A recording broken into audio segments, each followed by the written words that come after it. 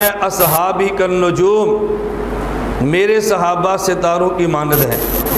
آپ اس میں ایک جملہ سنا کرتے ہیں کہ نبی پاک آفتاب ہدایت ہیں اور صحابہ نجوم ہدایت ہیں، کہتے ہیں نا اللہ کے نبی آفتاب ہدایت ہے اور صحابہ نجوم ہدایت ہیں۔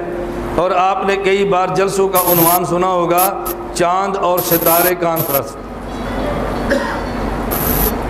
چاند اور ستارے کانفرنس۔ چاند سے مراد مصطفیٰ ہے اور ستارے سے مراد رسول پاک صلی اللہ علیہ وسلم کے صحابہ ہیں۔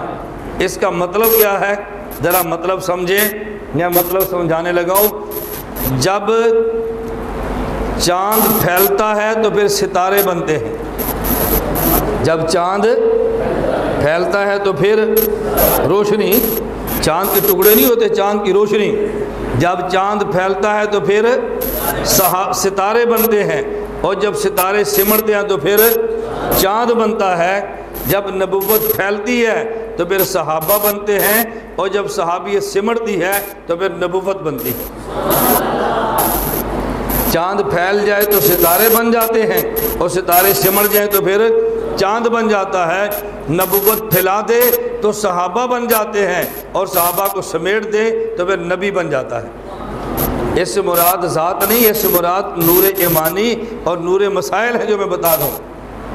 تو اس کو اب ہم اپنی زبان میں کیا کہیں گے کہ عصمت پھیلا دے تو حفاظت بنتی ہے، اور حفاظت کو پھیلا دے تو عصمت بنتی ہے۔